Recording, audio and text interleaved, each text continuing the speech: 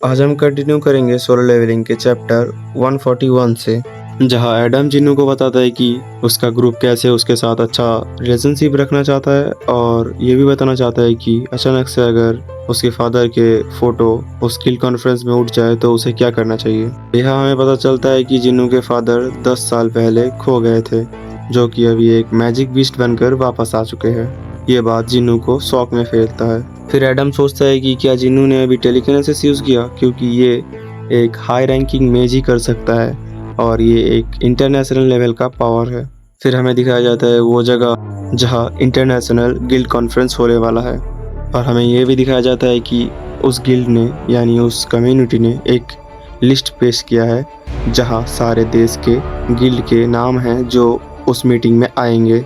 और इस बार south Korea को रिप्रेजेंट करने के लिए आजिन गिल्ड को यानी जिन्नू के गिल्ड को चुना गया है, क्योंकि वो लोग सोचते हैं कि जिन्नू एक ऐसा पावरफुल गिल्ड है जो अकेले ही बड़े बड़े गिल्ड को चैलेंज कर सकता है। और फिर हमें दिखाया जाता है कि एक रिपोर्टर जो द हंटर्स गिल्ड के गिल्ड मास्टर को इस बारे में क्वेश्चन कर रहा है। आंसर में गिल्ड मास्टर कहता है कि उन्होंने सही डिसीजन ही लिया है, क्योंकि जिन्नू बहुत ज़्यादा ही काबिल है। और वो एक बार कहता है कि उन्होंने सही डिसीजन ही लिया है। सामने से एक और रिपोर्टर पूछता है कि आजिन गिल्ड क्या ये सिर्फ एक मैन आर्मी नहीं है, पर सामने से आंसर आता है कि हाँ, पर वो एक अकेला बंदा जिन्नू है। और अगर हम गिल्ड मेंबर को एक ऐसा इंसान माने जो आपकी हेल्प करे और आपका साथ दे, तो जिन्नू के पास वो तो बहुत सारे हैं। फिर वो ये भी बताते कि हाँ, वो थोड़े डिसअपॉइंटेड है क्योंकि उन्होंने अपने पासपोर्ट को रिन्यू किया था उधर जाने के लिए। और वो ये भी कहते हैं कि अभी वो ज़्यादा ही खुश है क्योंकि उनके पास ऐसा कोई है जो उनका साथ देगा बड़े बड़े बीस्ट को मारने के लिए। और फिर वो कॉन्फ्रेंस ख़त्म करता है। फिर हमें दिखाया जाता है चेयरमैन गो का ऑफिस, जहाँ किसी ने जिन्नू के पर्सनल इंफॉर्मेशन के बारे में पूछना चाहता है।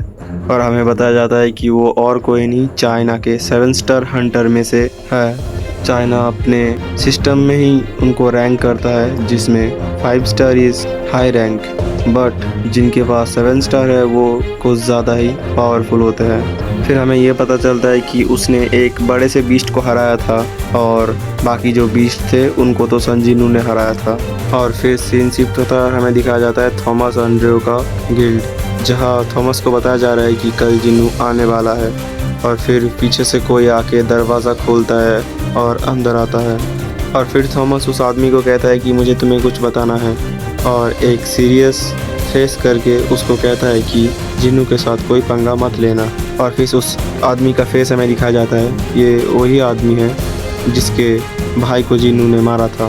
फिर थॉमस कहता है कि मुझे पता है तुम्हारे भाई के बीच में और जिन्नू के बीच में कुछ हुआ था और तुम ये शक कर रहे हो कि जिन्नू ने ही कुछ किया है। पर वो गुस्सा होकर फिर एक और बार कहता है, मैंने तुम्हें अभी बोलने के लिए परमिशन नहीं दिया, तो चुप ही रहो।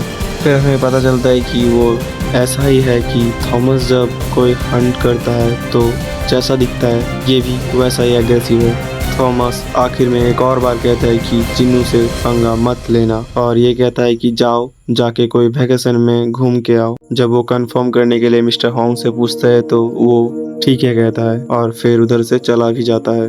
और फिर हमें बताया जाता है कि उस पर कड़ी नज़र भी रखी जाएगी, और ये भी कहा गया है कि वो थोड़ा फ्रस्ट्रेटेड रहेगा तो क्या हुआ, जिंदा तो रहेगा।